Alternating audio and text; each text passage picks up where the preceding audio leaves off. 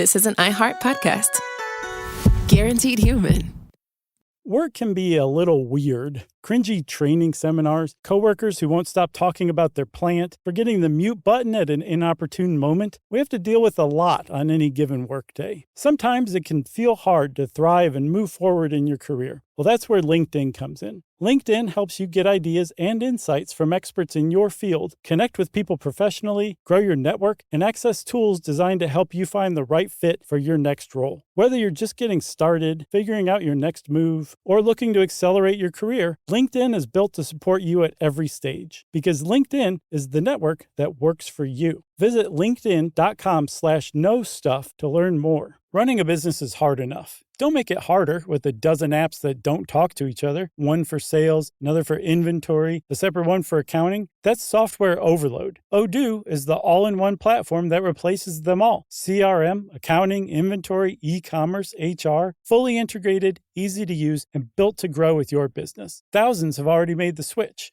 Why not you? Try Odoo for free at odoo.com. That's odoo.com.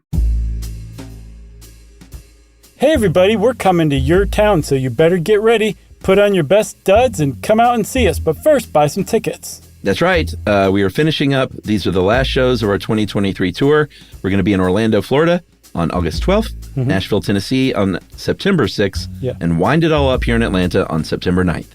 Yes, and you can get all the info you need and links to tickets, which are on sale now, at our website, stuffyoushouldknow.com, on our tour page, or you can go to linktree/SYSK. Welcome to Stuff You Should Know, a production of iHeartRadio.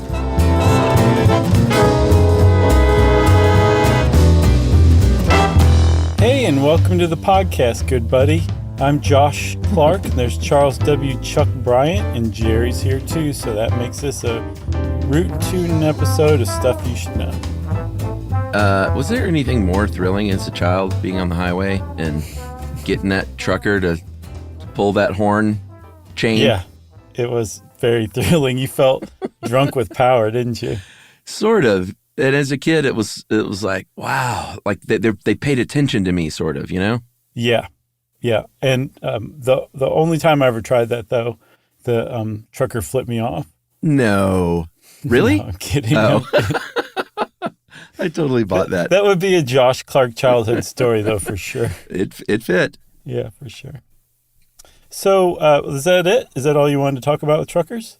Yeah. I mean, I don't know if this came specifically from a specific trucker as an idea, but I know that we've gotten a few emails here and there from long haul and regional short haul truckers that say they listen to us and, that they're out there and they'd love to hear something about it. So to that, we say 10-4. 10-4 good buddies. Yeah. Apparently, Stuff You Should Know is the greatest thing that's ever happened to the trucking industry in the history of the trucking industry. Oh, yeah? As far as the truckers who listen to us are concerned. So hello out there, everybody.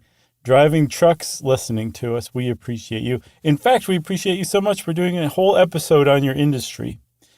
And it's one of those things, Chuck, that, I mean, you drive alongside truckers, you tell them to get the heck out of the middle lane. You see them unloading shipments and just doing their thing. They're just a part of life.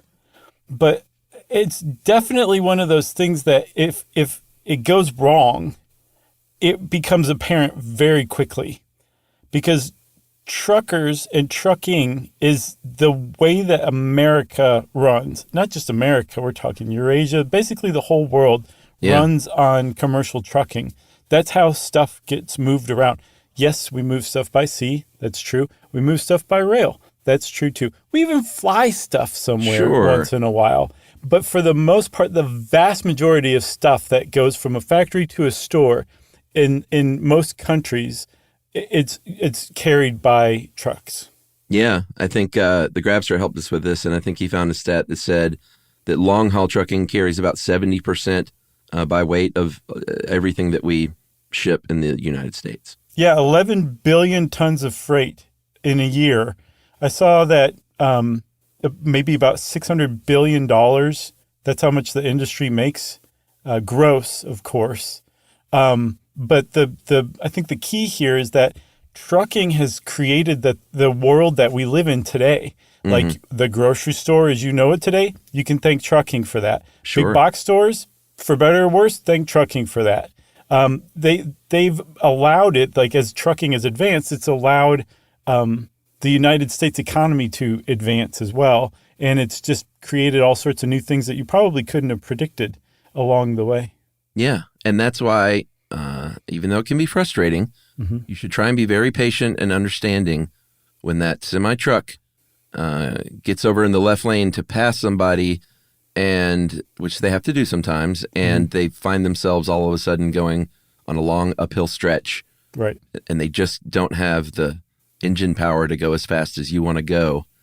I used to get pretty frustrated with that stuff, but I try to understand now. They didn't mean to do that. They don't want to be on that uphill, stuck in that left lane. And they're trying to get you your dumb package or oranges or whatever. I have respect for truckers in the trucking industry, but I think being asked to be patient about that is a bit of a stretch. All right. Well, we should probably go back in time some to the early 1900s, specifically the 1910s, when what we think of as the modern tractor trailer was basically invented by a guy from Detroit named August Fruhauf. Something tells me he's German. I think so. And he built a trailer to move lumber around, called it a semi-trailer. Oh, and yeah? then, You don't call it a semi? well, a semi-trailer? Mm-hmm. I call it a semi. You call it a semi? No, I call it a semi, too. Oh, okay. Was I just gaslit? Maybe a tad. Okay.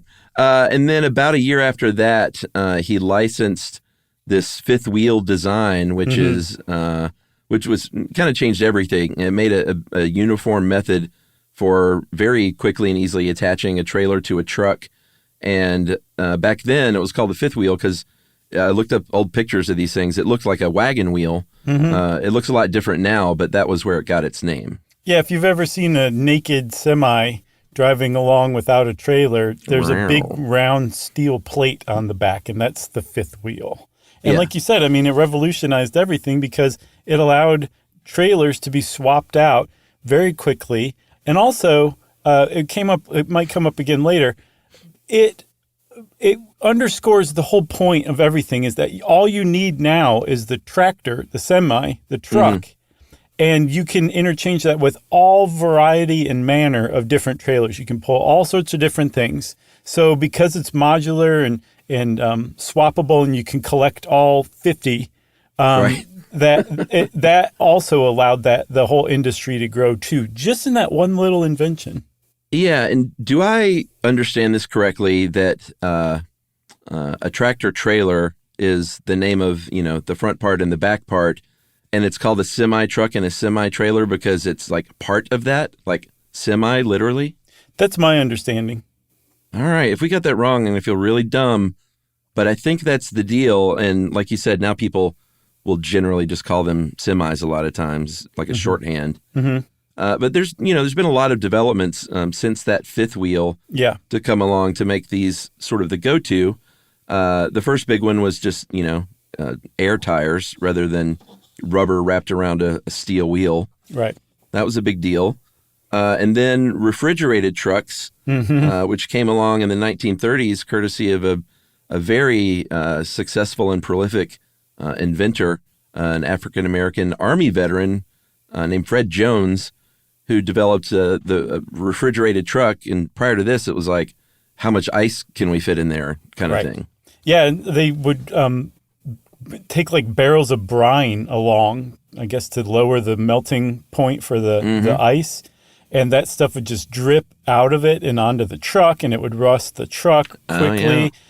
Even if you did have a very successful run, it was a very short run. All that stuff was, any perishable stuff was very local.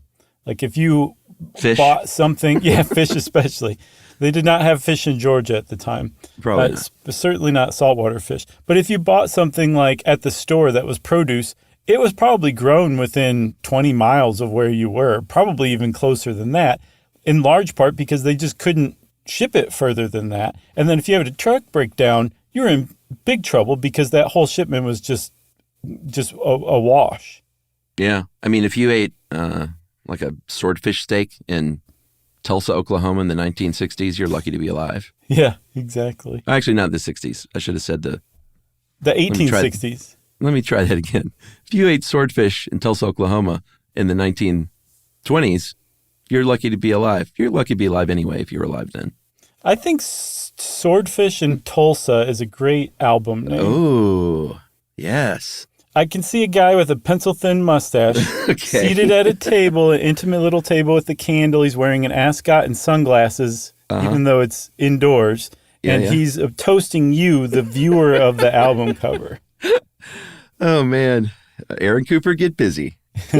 So I guess what we're trying to say here is that it's really difficult to overstate the impact that the refrigerated trailer had on not just the trucking industry, but just the economy and the way that we consume food now. Yeah. And, truck farming started a couple of decades before, which was the idea that you could now put fruits and vegetables on trucks that didn't necessarily need to be refrigerated. It does not mean growing trucks from seed. Right. That started a while before, which meant all of a sudden farming went, regional and then national. But then, less than a couple of decades later, when these reefer trucks, is what they're called, came along, then you could have cold goods shipped more easily. And then basically everything was on the table as far as getting it from here to there. Right. And that's another example. Like you can haul a dry load in a regular trailer one day, and the next day you could be hauling a reefer truck thanks to that fifth wheel, like I was saying earlier. Yeah. Another big one, huge change, not just in trucking, but in shipping and in the global economy in general, was when the standardized shipping container came along. We Game have changer. to do an episode on that. I can't believe we haven't yet. Yeah, we should. The closest we came to was the friendly floaties, the rubber ducks that went overboard once. Oh, yeah. That's the closest we came. But so when the shipping container became standardized, that meant that when you shipped something, you packed it and sent it off, and it was lifted on a crane to a ship. It was lifted off the ship by another crane on the other end onto a tractor trailer, and then it was just taken straight to the store. No one needed to touch it after you packed it, which really cut down on theft, damage, that kind of stuff. It also put the longshoreman profession essentially out of business forever. But it also it allowed trucking to expand, I guess, in kind. Starting around the 70s, I think, is when they really caught on. Aren't there still longshoremen? No? Not according to The Wire. Oh, I thought they just managed the loading and unloading of containers. Yes, of the container. So yes, there are still longshoremen. There's still stevedores, but the number of them has been cut. Of course. Decimated times 9.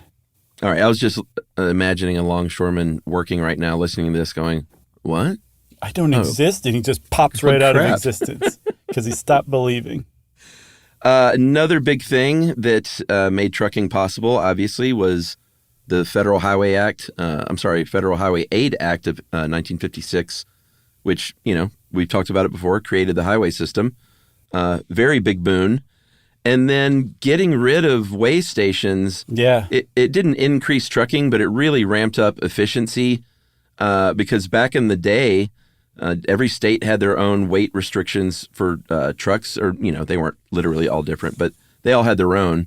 And you had to stop at every state line at a weigh station and sometimes sit in a long line and get weighed, and you could be delayed hours and hours. They might shame you for your weight. Well, if you were overweight, they'd say, "Sorry, you got to pull over there probably, and we'll handle this." And vomit. The Surface Transportation Act. Well, I guess in the 50s they made it. They had a federal limit imposed, but states could still have their own individual limits if they wanted to. They were allowed to keep those. And it wasn't until 1982 with the Surface Transportation Assistance Act that they made it completely uniform. There were still weigh stations, because I remember them when I was a kid, It wasn't until the 90s that they got that they became smart, essentially, when they got these weight in motion scales and radio frequency ID transponders, and truckers didn't even, they didn't have to stop anymore. I was alive for that too, that transition, and it took me a while to catch on. I didn't understand what had happened. Right. I thought that they'd just done away with weighing altogether. No, I didn't. I had no idea until like yesterday. But that was like a familiar scene from when we were young, just trucks lined up at the weigh station, you know, just idling and releasing tons of greenhouse gas into the air, and you just drive past and make that pull down motion, and they'd just be like, leave us alone. This is not the place for that. I know. I'm trying to come down off of a 8-hour cocaine binge. Right. So one of the other things, though, in addition to the RFIDs, is like that's a really good example of how just technological trucking has gotten. And another example of it is that they used to, up until like not very long ago, last few years, I think, truckers kept logs, like they kept like actual written logs of their time on the road and how many miles they drove and all that. And to get around like laws and regulations, which we'll talk about in a minute, they used erasers. They would. Some of them would keep 2 books, and they called the one that they showed an inspector, which was doctored. They called it a comic book, and but they'd also keep a real one, which I didn't understand why they would keep a real one, but maybe to get paid. I guess so. Yeah. Because you wouldn't mess around with the truck company owner like that. That's true. Great idea. But they can't do that anymore. Now it's all very much tracked and kept on tabs, and it's just because of that, a much different industry. It's also much safer, but it also has had an effect on their ability to make money. And I just touched upon like 10 things that we're going to talk about soon. So I say we should catch our breath and take a break. Let's do it.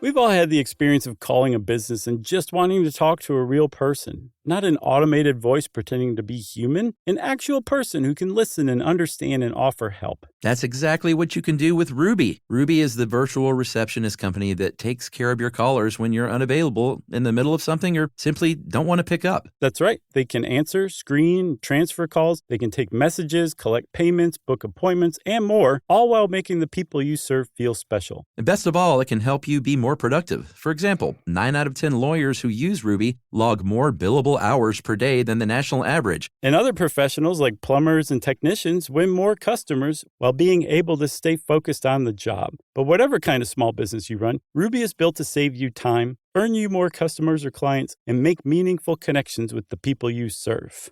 It's available 24/7, 365 days a year, and 100% based in the U.S. See why more than 15,000 small businesses use Ruby. Visit ruby.com, or better yet, call them at 844-900-RUBY. The springtime thaw is finally here. Flowers are blooming, days are longer. We're saying yes to more plans and finally getting outside, running, walking, just moving again. It's the perfect time to upgrade your everyday go-tos with Bombas. Take Bombas Sport Socks. They're super comfortable and designed with sport-specific tech for running, cycling, yoga, hiking, you name it. I use them to run in, and I can tell you they work beautifully. So head over to bombas.com and use code SYSK for 20% off your first purchase. That's BOMBAS.com, code SYSK at checkout. So you're considering getting a home security system, but you want something that fits your space. Well, with ADT Blue, it's easy to customize a system that's right for you and set it up yourself. Just pick the kit and monitoring plan that makes sense for your home. Yeah, well, let's say you're worried about package theft right off your front porch. The ADT Plus app can walk you through setting up a new doorbell camera kit. Once it's installed, ADT Pros can help you keep tabs on it 24/7, or you can manage it yourself from the ADT Plus app. That's right. There are no long-term contracts, so you can change your monitoring plan whenever you want. The flexibility doesn't end there either. You can add to your system as you need with things like extra cameras or motion sensors. Some life decisions are hard, but thanks to ADT Blue, you can get DIY trusted ADT home security in a snap. Head to adt.com/BLU to build your system today. And to find out more about home protection, check out a new episode of Grown Up Stuff with security expert Joe Mazza, out now on the iHeartRadio app, Apple Podcasts, or wherever you get your podcasts. Well, now when you're on the road, driving in your truck, why not learn a thing or two from Josh and Chuck? It's stuff you should know. Stuff you should know. All right. Hey, real quick before we dive in, we were talking about technology and people logging things. I had a recent, I'm going to tell the quick version, but a recent dispute with Federal Express. Oh, yeah? Because they had a freight shipment delivered to my house, and that was, prepaid by the shipper. Mm-hmm. And then they sent me a bill for a few $100 after. And I was like, what is this? They do that a lot. Well, that's happened to us multiple times. Well, did they tell you what they told me, which was, hey, the trucker was there for like an hour and 20 minutes. And that's like long. They said that's the longer charge, or you get charged extra or whatever if it's over a certain amount of minutes for a certain amount of weight. And I was like, no, he wasn't. And we went back and found like video, doorbell camera stuff, and text messages that like the guy was in and out of there, or at least delivered in like 7 or 8 minutes. Oh my! And I was like, man, listen, that is man, shady. I was like, I don't know if your trucker was sitting out in the road for an extra 30 minutes. I don't remember that part, but here are the text messages that say, hey, the truck's here, the truck's gone. Yeah. And as of now, I don't even know if it's been resolved. They just sort of ignored me after that. That's also apparently, so that's what's called detention time pay. Right. Where if you are a trucker and you're sitting around or you're doing the actual unloading, you are very often not paid for that time. You're paid for the time you're actually driving. That's it, usually. Some companies pay detention time, but it's at a lower rate than your driving rate. But if there is like a built-in detention rate into like a shipping contract, it's usually on the shipper to pay it. The person sending the thing, it's part of the contract that if you go over this grace period, it's often 2 hours where the trucker is just sitting there not driving, and it's your fault because your dock or your warehouse is backed up. After 2 hours, you have to pay this detention time rate. It sounds like FedEx tried to pass their detention time rate onto you, even though they shouldn't have even been paying it. So because you brought that up, I wasn't going to say this. We have a lot of stuff like delivered, and FedEx has become awful as a company, not as the drivers, nothing like that. We've not had any problem with drivers or any delivery guys or anything like that. But as a company doing stuff like that, being impossible to get in touch with, they've really gone downhill from the FedEx that we were brought up with. Like they used Tom to be Hanks crap. represented. Exactly. And then he gets lost and looked what happened. Well, and just to put a button on this, I don't want to go on and on about it, but the initial charge was for like an hour and 15 or 20 minutes or something. It was like $300 or $400. And then they came back and said, oh, well, we checked the closer in the logs, and it was actually like 17 minutes. So it's really just $80. I was like, you know what? I'm not paying that even, because that's not true. Yeah. But if I would have paid that to begin with, you would have ripped me off for $400. Right. Yeah. No, that's so terrible. mad. So how did it end? I don't know. They've ignored me since I sent in these text messages as proof. So for all I know, they're turning me over to like a creditor. Yeah, that's really terrible. But okay, I'm flush in the face. I'm calming down. Hang in there, man. You need to keep everybody posted on your ongoing saga with FedEx, okay? All right, so let's get back to this. I guess we can talk about the trucks like themselves, because they used to be, I guess, prior to World War II, mostly short-haul trucks and fairly Spartan and basically of the same design. Thank you, Mack Truck and Peterbilt and Kenworth trucks. Yeah. That really kind of figured out that early design and shape. But these days, as we all know, and for a while now, you can get a pretty sweet sleeper cab situation going on. And I know I've mentioned this before on some episode, but I was obsessed with those when I was a kid. Yeah, me too. Because I love tiny, small spaces, and I didn't know what was in there. I'd never been able to look in. So And then what you did, you're like, whoa. I was like, what is it? Well, I finally did, because our buddy John Pindell, my friend that always sees us in Brooklyn, Mm-hmm.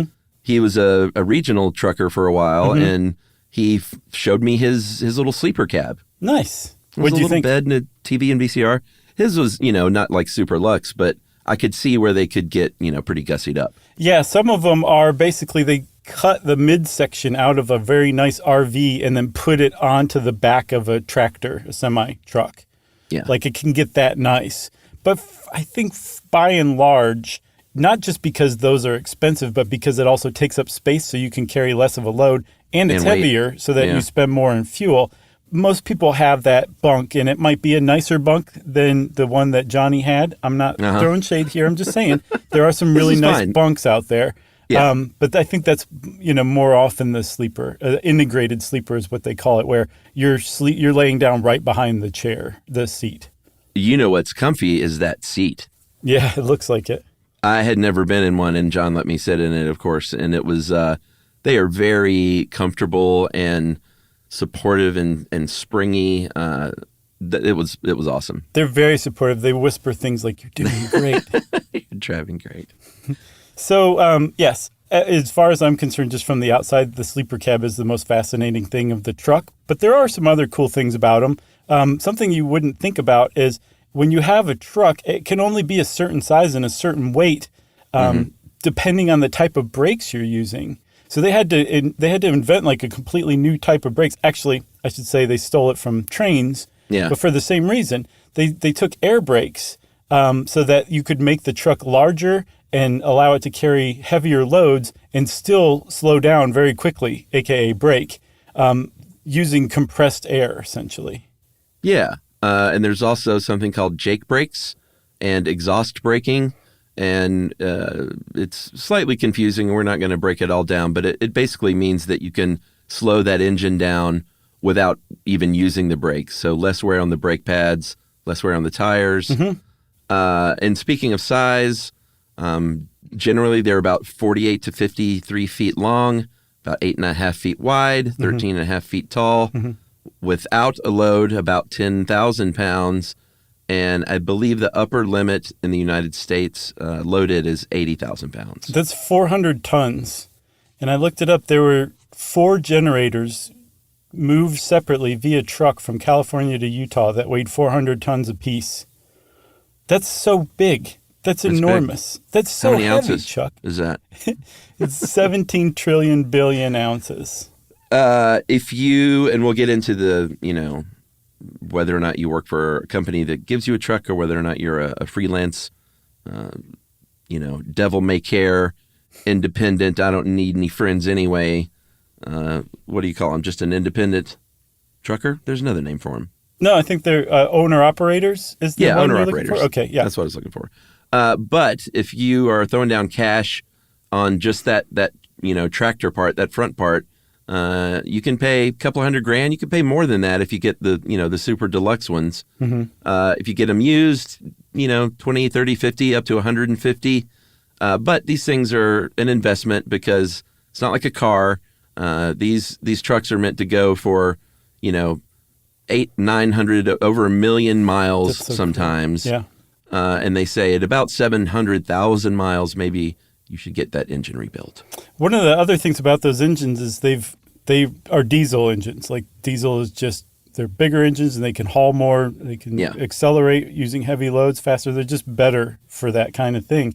But the problem is diesel is so dirty that if you have a diesel car or truck in a state that requires emissions checks, they don't even bother with you because you have diesel because you're going to fail the emissions inspection. In 2006, the EPA said enough is enough. We're going to try to do what we can with diesel. And they basically forced the industry to come up with ultra low sulfur diesel, which really helps cut down on the greenhouse gases. And yet, despite that, between 2020 and 1990, the amount of CO2 released by the trucking industry increased by 80%. Despite those gains in efficiency, there's so many trucks out there now that they added an extra 80% of CO2. So electric semis just cannot come fast enough. But it'll happen. It probably will, or it certainly will someday, but who knows exactly when is the question. Speaking of electric and kind of cool stuff, I went back in January, I went to the boat show. Yeah. Which I'd never been to a boat show. I've been to one car show in my life with really? John Pindell. You've never been to a boat show? Aren't they fascinating? It's like the sleeper awesome. cab in a semi, but in a boat. It was pretty cool. It's fun to look, walk around on those like enormous boats that you would never get to, ride on, much less buy. Mm-hmm. But there's one company that was there's a lot of companies making some electric boats now, but there was one that made these like super duper like old school Chris Craft looking boats, but long, like 25 footers that are all electric. It was like $350 grand. It was one of the most beautiful machines I've ever seen. And I asked the guy, I was like, what does it sound like out there? And he went, all you hear is the water. I was neat. Man. I'll bet that's cool. He said you can hear like, some sound, but he said it's basically like the sounds of water, not because that's one of the problems with those big boats is just like yeah, that's all you hear. You can't talk or anything like that. Go electric. Okay, so that's pretty much the trucks. Like we said, there's a bunch of different types of trailers: flatbeds, refrigerator, low boys. I think is one because you have all sorts of height regulations, weight restrictions. There's a lot. That is kind of laid over the trucking industry for good reason because you don't want a truck taking out a bridge when it drives under it. Mm-mm. No. But the business as a whole, it's kind of fascinating in its own right, too, if you ask me. Yeah. Like we mentioned before, just a minute ago, sometimes you work for a company that will say, here's your truck, here's your keys, we got our own fleet that we'll maintain and we'll pay for and all that stuff. Mm-hmm. Very rarely you will be earning a base salary. It's exceedingly rare from what we found. It's generally a pay-by-the-mile gig, whether or not you work for a company or if you're an independent owner-operator. But that is the other method. You can say, all right, I'm going to go buy my own thing or lease my own tractor. But then, I'm my own business. I got to get these jobs. I got to track them down. I got to figure out the scheduling of making sure that I can get another job on the heels for this one, or ideally a return trip from where I just dropped something off. Right. There's a lot of figuring out to do. You got to pay your own expenses. You have to, you are a business. That all comes out of your pocket, and you got to figure out how to make that all work. And it's not like the old days, like where you were just on the telephone trying to call and get routes, or as we'll see, actually purchase routes from people, which was happening in the 70s. Now they have like websites and apps and things where you can get hooked up with routes, and it's a lot easier now. Yeah. But I imagine that there's still quite a bit of work that goes into your scheduling and your planning and all that stuff. Yeah, and depending on how often you're willing to drive, how far you're willing to drive, how long you're willing to stay out, a trucker will typically stay away from home for 4 to 6 weeks. Yeah. 2 at a minimum. From what I can understand, it's basically not worth going out for anything less than 2 for over-the-road truckers. And I don't know if we said at the outset, specifically over-the-road truckers or long-haul truckers, that's the one in the same term. That describes truckers who drive a minimum 250 miles. Below that is regional and short-haul trucking. That includes less than truckload trucking, which is like a delivery truck or delivery van. Like FedEx. Yeah, my old across the street neighbor was an OTR trucker, and very nice guy. But we would, sometimes that tractor was parked in his kind of front yard, right?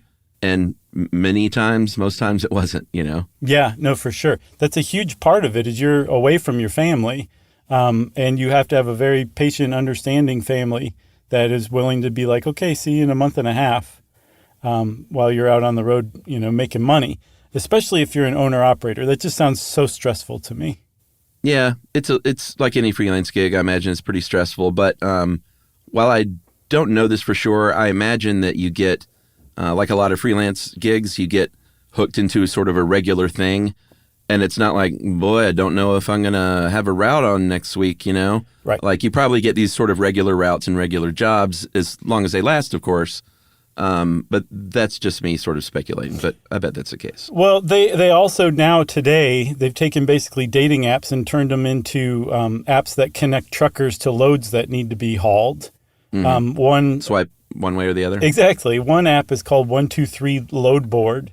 And there's a bunch of other ones. So it's gotten exponentially easier to find a load exactly where you are dropping one off, because anytime you're driving around, like you said, you're deadheading without a load, you're just wasting money. Like you're not only wasting money, you're also wasting time away from your family too. I'm sure that just hurts, Yeah, I'm sorry. I'm still thinking of the 13 different jokes I came up for trucking app names. What? Can we hear any? None of them. Oh, okay. They're all dirty. You Every need single to one of them. text them to me then, okay? Okay, sure. So one of the other things too is all the unpaid hours that they have to deal with. Yeah. There's, like we said, there's that detention time, which is downtime, whether it's government enforced downtime, because there's regulations about how much you can drive over how much time period. There's downtime where, you're just going to pick up or deliver the load and they're backed up, so you have to sit there and wait. Sometimes I saw a day and a half once of where you're just sitting there not getting paid. Yeah. There's times where, if you want to stop and eat, that's downtime too. And a lot of times you're just not paid for that at all. Apparently the Biden administration made getting better treatment for truckers like a priority. And one of those things was basically getting rid of unpaid detention time. It's just so on its face unfair that it's just a flaw of the industry that's actually keeping a lot of people from making a career of it. Yeah, for sure. And like you said, there are a lot of reasons why you might be waiting around. And even though you may not be required to help even load and unload, sometimes you're doing that just because you want to get on the road quicker, because you earn more money and you're away from home. You just want to get done. Speaking of the regulations for hours, the Federal Motor Carrier Safety Administration, these days the limit is 11 hours behind the wheel, 10 hours off, and because of that, and I remember emails from trucker couples. A lot of people pair up to do their trucking so they can kind of just go nonstop or, almost nonstop and switch off driving. And a lot of these are like actual couples, people that have gotten together and said, I love you and you love me. Let's make a life together and let's drive this truck together. Yeah, unless you're married, I don't think it makes much sense economically, because you're sharing whatever rate you're getting for the haul, right? Yeah, but you can drive twice as much. Yeah, but you're driving twice as much, but you get half of that. So it's the same, I would think, as driving alone. No, because it's basically like if you're driving 11 hours and your wife's in another truck driving 11 hours, you're doubling your money, and that's essentially what you're doing, because instead of having to wait that 11 hours, someone else is driving. So it's like you're earning two wages in one truck. Yes, but okay, so to keep this from devolving into a crossword-esque conversation, I'm just going to say, totally, I gotcha. But back on the regulations, you said that you can't drive for more than 11 hours before you need a 10-hour off, mandatory 10 hours off to rest. That's right. That also takes place within a certain time. You can't stretch those 10 hours beyond 14 hours. So you can't go 14 hours without taking 10 hours to rest. And then you can't drive more than 70 hours in a 7-day week or 80 hours in an 8-day week. And you can't go beyond 8 consecutive days of driving unless you take 34 hours off afterward, which resets everything. Did you get all that? Sure. But I mean, think about it. Where's my quiz? You have to keep up with all of that. And not only do you have to plan where you're taking your load and picking up your next load and trying to figure out the best place to get fuel for the cheapest and yada, yada. You also have to figure out exactly when you're going to sleep strategically. You don't want to just be like, oh man, I ran up against my wall. I've got to pull over here on the side of the road and sleep for 10 hours. You have to plan that kind of stuff. So not only are you working with logisticians, you have to be a certain amount of a logistician yourself to drive a semi. Yeah. And you got to map out all those roadside attractions you got to see. You want to see the biggest ball of aluminum foil? You got to plan that kind of thing. All right. Let's take our second break. And we got a lot more to talk about. There's a lot to do with trucking. And we'll start again in 2 minutes.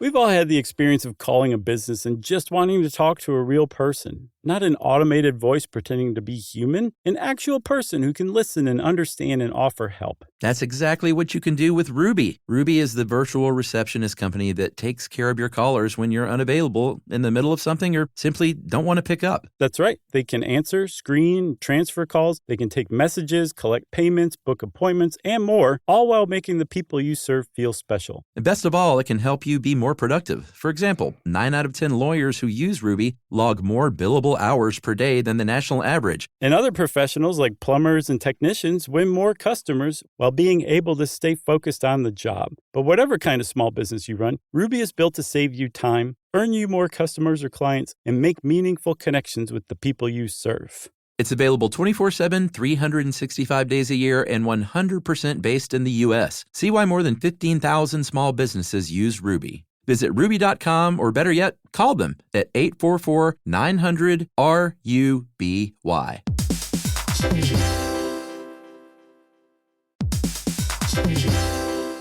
Hey everybody, here's a fact for you. In the United States, there is a break-in every 26 seconds, and that means that somewhere right now, an intruder is getting closer. And the problem with most security systems is that they only alert you after the break-in has started, and that's too late. Well, that's what makes SimpliSafe different. They use alerts. SimpliSafe's U.S.-based live agents, they identify threats on your property and help deter them before they actually break in. So the intruder never gets into your house. The crime is stopped before it even starts. That's right. And another great thing about SimpliSafe is they have no long-term contracts. They give you peace of mind and great value with their monitoring deterrence plans because they just start at about $1 a day. Yeah, SimpliSafe sent us a setup years back, and I still use mine every day. Yeah, and apparently setup, you can do it by yourself in under 30 minutes, so it's a really good value and it doesn't take long. So if you want to experience the SimpliSafe peace of mind, you can take advantage of the SimpliSafe discount offered to Stuff You Should Know listeners. Right now, you can get 50% off your new system by visiting simplisafe.com/stuff. That's half off at simplisafe.com/stuff. There's no safe like SimpliSafe.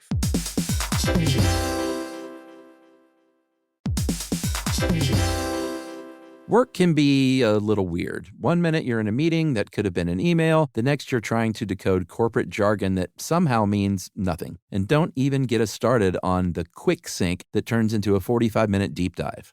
Yeah, well, the truth is figuring out your career isn't always straightforward. Whether you're trying to grow, pivot, or just stay relevant, it can feel like you're navigating it all on your own. Well, that's where LinkedIn comes in. That's right. LinkedIn can help you grow your career, helping you confidently navigate your path with insights, ideas, and inspiration from your professional community. You can stay up to date with the latest trends in your field, connect with people who get it, and discover opportunities tailored to your goals, your experience, and what actually matters to you. Whether you're looking for something new or just trying to grow where you are, LinkedIn gives you the tools and connections to move forward with confidence. Because LinkedIn is the network that works for you. Visit linkedin.com/knowstuff to learn more.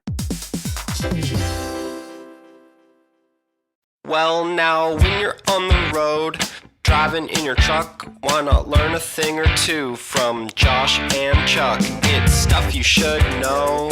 Stuff you should know. All right. All right, let's talk about CBs. Okay. We talked about them on our ham radio podcast, and we'll get into the sort of the 70s CB craze here in a little bit, but truckers still sometimes communicate by CB. There's a lot better technologies out there now, and a lot of truckers apparently say that the CB band has become, pretty toxic. A lot of road ragers and people just sort of spouting off on their soapbox about things. I can imagine. But apparently about a third of truckers still do use them to check out highway conditions and stuff like that, or if they're on a team with other drivers, for a company. Like an oversized load? Yeah, to communicate with them. But I imagine, cell phones and stuff and apps have replaced a lot of that. Yeah. It sounds like to the tune of about 70%. And then we need to talk about truck stops, because these used to be ubiquitous, and it was it was more than just a place to park and sleep. It was a respite, a place to socialize sometimes and get a shower, maybe play a little video poker. Or backgammon. And get a meal. But apparently a lot of big chains have bought up a lot of these independent truck stops. Mm-hmm. And, when that happens, a lot of times they will be closed because maybe they aren't as busy as they should be, or the amenities are just not kept up like they should be because they're not taking individual pride as like their own little business. Or they shave off a lot of the amenities too and pare them down. Yeah, exactly. So not only can you not get free overnight parking as much anymore, but, shipping lots and grocery store parking lots, you can't park there. So you're having to pay to park and sleep at a lot of these now. And like you said, a lot of them now don't even have the showers and stuff like that. But there are some. I think the Travel Centers of America is one company that's trying to promote not only hygiene and having good showers and stuff, Mm-hmm. but fitness as well. Yeah. With their Stay Fit program, which has medical clinics and fitness centers and stuff, which is a huge deal. Yeah, and the reason why you would want a fitness center is because of something the rest of us who don't drive trucks probably overlook. If you're in a semi and you're on a haul, say across country, you're stuck to the highway. You're not allowed to get off the highway and go drive to the grocery store, or go drive to the gym, or go drive to get your rotten tooth fixed because it's driving you crazy. You have to find a specific designated place to park, usually either a rest stop or a truck stop, and say take an Uber if you want, or a Lyft, less sinisterly. That adds up. Yes, that adds up very quickly too. So you don't normally do that. So you really do depend on truck stops to have all the stuff you need: laundry, showers, and then nicer things like a place to kind of get some fitness or get some exercise or get a decent sit-down meal. And another problem that they're running into is that these truck stops are having fewer and fewer sit-down diners and replacing them more and more with fast food. So you have really limited choices in trying to take care of yourself. It's really hard to stay fit and healthy as a trucker. You can do it, but you have to really try hard to do that. Yeah, and this is obviously, if you're an owner-operator, it's on you to figure this out by either, hopefully planning stops near public parks maybe, or walking trails, or somewhere where you can get a little bit of exercise. There are companies that have their own fleets that are, some are doing more than others. In this one article you sent, there's a company called Schneider that has, I think right now, 40 Schneider operating centers in the U.S. that have, they're 24/7, 365. They have showers and laundry and cafes and fitness rooms and stuff like that. Yeah. And, that's a smart thing, because even if it just comes down to financials, and we've talked about this stuff before, the cost of healthcare to a company, if they let their employees, get diabetes in their 40s or whatever, that costs the company a lot of money in insurance. So it really behooves them to keep their truckers a little more fit and healthy and happy. Right. But if you're an owner-operator, independent, they couldn't care less. Yeah. So just go ahead and eat whatever you want, and you don't need these fitness centers if you don't want them, kind of thing. So there's one other thing that we overlook that's a big part of a truck stop, and that's a restroom, a bathroom. Yeah. And you might think, well, there's bathrooms everywhere. If you're a truck driver, you're usually not allowed to use the bathroom at the place where you pick up whatever you're hauling and drop off whatever you're hauling. They just won't let you use the bathroom, and that's a huge issue Really? too. Yes, it's an enormous issue, and you might be sitting there for hours waiting to get loaded or unloaded, and they're just sorry, there's no bathroom here for you. And again, you can't go drive somewhere to the bathroom. So that's another thing, again, that the Biden administration is taking on to make bathrooms, to basically force through federal law, grocery stores and distribution centers, to let truckers use their bathroom if they want to. Yeah. Well, and not to get too, drilled down on this, but if you can't go to the bathroom as readily as you should, you're probably not hydrating like you should. Yeah, that's a big one. And again, this all leads to poor health. Yeah. I'm glad that something's being done about some of this stuff. Yeah, because we not really but we allow the people who are keeping the lifeblood of the economy going to be mistreated widely in their industry. Like their companies mistreat them. Like, in the whole industry as a whole is generally slanted toward squeezing as much as you can out of the trucker and giving as little as you can in return. Yeah. And you know what? Next time I get any kind of freight delivery or anything, I'm going to say, you got to pee? Oh, yeah. That's very nice of you. You're welcome to come in my house and only pee-pee. Please, no number twos. I don't want that Taco Bell laden number two. No, I'm with you. I think that's a fair line to draw for sure. All right. Well, here comes sort of some more fun stuff, Yeah. because now we get to talk about the trucker chic craze of the 1970s. And a lot of this is a great blog post from a guy named Travis D. In this blog, Travelanche.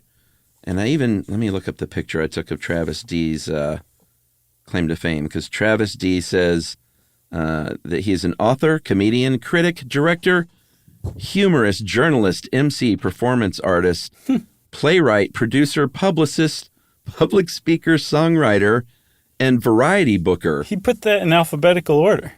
Trav S. Oh, was it really? Mm-hmm. Trav SD. So great job, whoever you are. Great jobs. Yeah, great jobs, because he wrote this great blog post about, stuff that you and I remember from when we were kids, which was there was a fascination with truckers among kids for sure. We all wanted that horn honked and we wanted to know what was in that little thing. But I also remember very distinctly as a kid, like the playground talk, which is like, hey, if you're a trucker, you can make like $100,000 a year, which that's still a really good salary. But in 1977, that was a ton of money. And I remember trying to reconcile that, like, really, like, this doesn't seem like, a high paying 6-figure job. And that's amazing that you can make that money. And it was true. And we'll talk about how that's changed over the years. But I think the salary back then in the 70s was like $98,000 a year for the median salary. Yeah. That's gone way down. But, they hit hard times starting in the early 70s with the 1973 gas crisis, when Congress said nobody can drive over 55, even you, Sammy Hagar. Yeah. And he said, but I can't. And they said, I'm sorry, you're going to have to. And he says, well, just, every cop that pulls me over is going to love me and not care anyway. You know who's going to love that joke? Aaron. Aaron Hagar. I texted him yesterday, actually, because I was listening to 5150 while I was doing a big building project. Such a great album. Anyway, they passed that. That put a big hit on long distance truckers, obviously, because their whole bag was getting places fast. And that was sort of what started the. It was just in the news a lot, so people were aware of it more, and there were protests about it. And all of a sudden, it was in songs and TV shows and movies that we're going to talk about in a second. And it just became more part of the popular culture than it had ever been before in the history of the United States. Yeah, and I don't think anybody whose job or pursuit it was to forecast trends projected this. I think it was one of the more surprising trends that ever happened. Yeah. Even CB radios became part of like mainstream culture for, and I talked about this on ham radio. My dad had one. It became a thing that suburban families got. And this Travis D guy, and I think he's probably right, speculates it was for a couple of reasons. One is that it was a wireless communication, which was, even though it wasn't a cell phone, people were like, wow. Craze. Yeah, totally. But the thing with CBs is it was a pretty short-lived fascination with people like our parents, because you were sharing channels with other people, so it wasn't like having a cell phone. And so they quickly realized, like, you couldn't just get on there and talk to your partner or spouse about, day-to-day stuff and errands you needed run. It wasn't for that. And then also all the CB speak. I think it was kind of fun for a minute for normies, civilians, and then pretty soon they were kind of like, this I've done it for like 6 months and now I'm kind of tired of it. So yeah, everybody kind of scuttled CBs, but the trucker craze, I mean, like I said, it was in fashion. Like entire movies were written about it. And the whole thing is really crazy. But if you dig into the origin of it, it's just like, what? Because the whole thing was rooted in a Omaha, Nebraska-based bread company's commercial jingle. That's where the trucker chic craze started. Yeah. I mean, explain. That bears explanation because it's a pretty cool story. So there was Old Home Bread Company, and they hired an advertising executive named Bill Fries, and he wrote a jingle for an ad, like basically a minute-long song for this ad. The whole ad was just this trucker singing and a waitress singing, and it was like a super trucker-centric ad song. Yeah. And it just became dynamite in that area, so much so that I saw that the local TV stations listed when the ad was going to play. That's so weird. Yeah, it is weird, but that's how crazy people were for the ad. And the jingle made it onto the Billboard charts, the top 100, not just country, the actual Billboard charts. So that kicked off the country craze. And Bill Fries was so successful with it that Nashville actually came calling and said, hey, you want to cut an album? So he basically adopted a persona, C.W. McCall. C.W. McCall was basically the center of the trucker chic craze, wrote the song Convoy, which was the most popular song in the trucker chic craze. And he was just some advertising exec pretending to be a country western trucker lover. It's amazing. The song Convoy, the song was from 1975. Number one of the pop and country charts. And a convoy is, like a line of trucks. It was taken from the Navy when ships would line up. But the idea was a bunch of trucks would line up like in a big long line. And the cops, like they can do whatever they want because the cops can't pull over 30 trucks. Safety in numbers. Safety in numbers. And a big wave of movie and TV shows followed. I think the first one that Travis D mentions here is White Line Fever from 1975. But then, you had Smokey and the Bandit.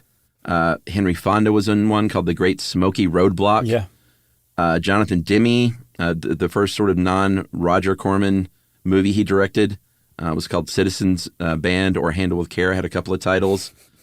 Chuck Norris's one of his first big movies, and it wasn't even a martial arts thing, was Breaker Breaker. He was like, can I kick? They're like, no, just stand there. You can kick that accelerator. Convoy, the movie, based on this song, or at least, inspired by the song, came out a few years after in 78. I don't want to let that walk by too easily. They made a movie based on the song that was recorded by C.W. McCall, who is actually an advertising executive. Just really want to make sure that's driven home. Yeah, and that one, I saw that when I was a kid on, I think a few years later on HBO, but it was, out of all these, had a little bit of cred because it was a Sam Peckinpah movie. I know. His biggest movie ever, gross-wise. Was it? Yeah, biggest grossing. And then it had a great cast. It had Burt Young, of course, Chris Christopherson in the lead, Seymour Cassell, Ali McGraw, Academy Award winner Ernest Borgnine. So that actually, of course, Henry Fonda was legit, but This one actually was critically, I don't think it was great, but it was better than the rest of these. And then, of course, BJ and the Bear, we've talked about before, the short-lived TV show where it was a trucker and his monkey and his chimp. Yeah, don't forget Every Which Way But Loose and Every Which Way You Can, Clint Eastwood and his orangutan. Yeah, Any Which Way You Can. Oh, sorry. And then, just like that, like Kaiser Sose just splitting the scene, the trucker chic craze just disappeared. It just went away. That didn't fade out. It didn't do anything but just stop. And truckers went back to just being truckers again. But yeah, all we got is trucker hats now to show for it. Exactly. So that was a huge thing in the 70s. It just still is mind-boggling and kind of awesome. But I think we should fast forward now to present day, because trucking in the 70s and trucking today are essentially the same job, but the industry's changed so much that it's unrecognizable how truckers are treated and respected. And what's really interesting is the best we could find, it all is rooted in a 1980 act passed by Jimmy Carter or his administration that deregulated. Jimmy Carter deregulated the trucking industry in order to take some of the freight rate off of the American consumer to bring inflation down. And it worked. But what he did was he opened trucking up to competition.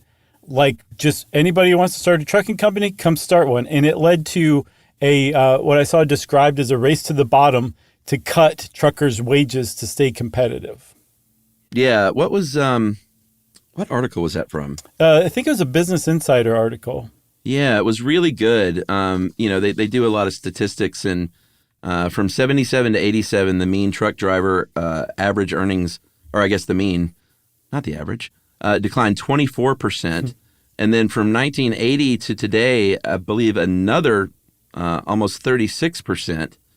And like you said, it was about that act because from the 1930s till 1980, there was not a lot of laws passed in regard to trucking at all.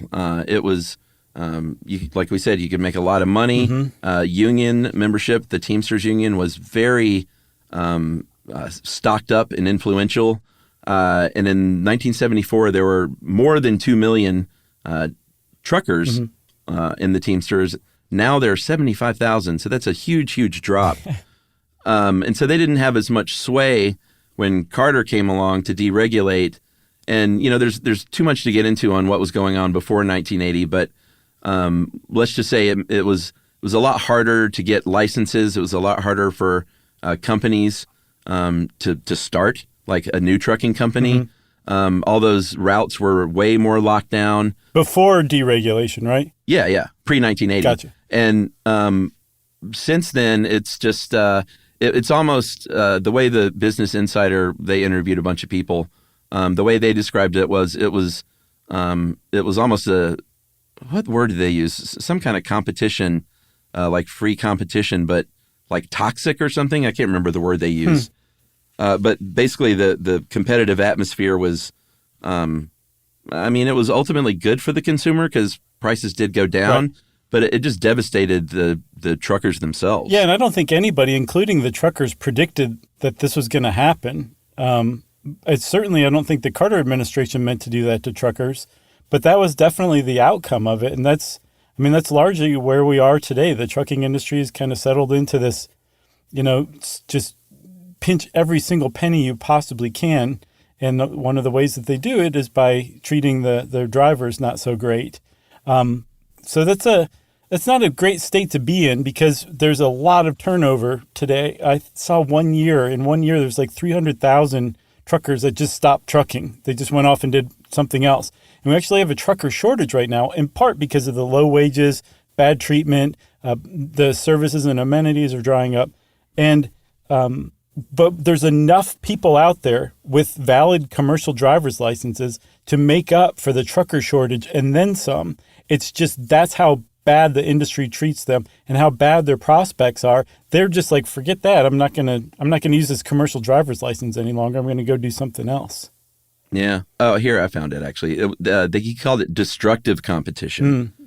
And this is a quote. He said, "Competition so severe that it undermines profitability to the point that it causes underinvestment by firms, industry-wide inefficiency, market instability, and poor service quality." Right. And then the other thing is like, well, just organize. If you've got, I saw anywhere from 1.5 million to 500,000 to 2 million to 3 million truckers. I'm not quite sure. It's hard to drill down because there's so many different kinds of truckers to find just how many over-the-road truckers there are. But it's not the same as like getting the band back together. There's like a whole new generation of truckers that were not raised to be union members. And truckers in general are very independent, very right-leaning typically, and are not necessarily prone to organize. I saw one trucker describe it as trying to organize anarchists. It's about as easy as that. So that's, it's just the state that things are in right now. And a lot of people are like, well, is this, like the death rattle of human trucking? Because Right. coming down the pike, literally coming down the turnpike, depending on where you're standing, there are driverless trucks, semis, that are now being tested on public roads. And they're actually, some of them are coming back with pretty promising results. Yeah, I mean, I'm certainly not calling for this, but it makes more sense in this industry more than it does driving around a city street, because the roads are very uniform. They're, have stop signs and pedestrians and cross streets, and it's one where it's probably way easier to get a successful test run with an a self-driving, and electric truck on the highway than one driving around San Francisco. For sure. Which I've seen. And so they're kind of saying like, if not, it's not an if but when situation. And they may have just like trains of these trucks with a real driver at the front, right, sort of leading a convoy, almost said a pack, a convoy of driverless trucks. Kind of like Steve doors today. Like there's still some of them, but they're just basically controlling the automation now. Yeah, what were you saying? Kind of like who? Steve doors. What is that? It's the boss of the longshoremen, the actual workers. The one who's like the head, the foreman, is a stevedore. Okay, you said that earlier, and I pretended like I knew what you meant. So it's spelled exactly like it's pronounced too. Okay, and it's a word. Yeah, it's not a guy named Steve Dorr. No, it's Stevedore, and it is a specific type of longshoreman. Okay, because I thought, see, this is a good lesson, everyone. You shouldn't just act like you know what someone's talking about because you don't want to look dumb. No, I think that's a great lesson. Look dumb and ask a question, because I thought you were talking about a character from The Wire. That's what they call themselves in The Wire, Steve Doors. It's been a long time since I saw that season. That's where I learned how to pronounce it correctly, actually. Instead of Stevedore. But you have to do it with a Baltimore accent, which I don't even know what that is. So I guess the long and short of all this is no one's quite sure where the trucking industry is going, although there's some pretty good bets about the future. But in the meantime, regardless, if you see a trucker out there on the road, be extra nice to him. Give him one of those honk your horn kind of signs, or a wave, or anything like that. Or maybe buy him a sit-down dinner at a diner at a truck stop you're at. Yeah. And if someone in one of those trucks delivers something to your house, open your Steve door for them and let them pee. Right? Yes. Since Chuck made a hilarious joke, everybody, that has obviously triggered listener mail. This one's short and sweet. This is from Aubrey. Aubrey wrote in because she says, during the recent Selects episode, you were covering pterosaurs, and Josh used the phrase batching it, as in like being a bachelor. Uh-huh. You know, like you and me went out of town, so I'm batching it for the weekend or whatever. I think I was saying we were batching it because Jerry wasn't around, probably. Yeah, that sounds about right. Chuck ponders whether the phrase was new or not, and this phrase jogged a memory that I had in my bookshelf. I've attached a photo from Laura Ingalls Wilder's The Long Winter, Neat. published in 1940, and she describes how her future husband and his brother-in-law were living in the back of their feed store in town with the word batching. So in the very least, the phrase was around in the 30s when she was writing the manuscripts, and just thought I'd share. I looked it up, or I didn't look it up. She included the photo, and it said, who were who were batching it. No, it said they were batching in the rear room or something. But the way I needed more context, because I couldn't tell because batching is also a verb, like you would batch for a business, You'd make a bunch of different stuff together at once, yeah. Yeah, and I couldn't tell if it was used in that context or not, but I believe Aubrey. So that's what I'm not even going to look further. Have you ever even met Aubrey? No, but Aubrey seems great. Because she goes on to say this: love your show. Life has been pretty hectic for me lately, chasing my 2-year-old twins around, and listening to Stuff You Should Know reduces my perceived stress. Somehow you guys manage to be informative and calming simultaneously. So I believe Aubrey. That's awesome. Yeah, I'll believe you too, Aubrey. And just the phrase 2-year-old twins made my neck muscles tense. Oh boy, me too. If you want to be like Aubrey and write in to let us know something that we were wondering about, we love that kind of stuff. Thanks again, Aubrey. You can send us an email to stuffpodcast@iheartradio.com. Stuff You Should Know is a production of iHeartRadio. For more podcasts from iHeartRadio, visit the iHeartRadio app, Apple Podcasts, or wherever you listen to your favorite shows.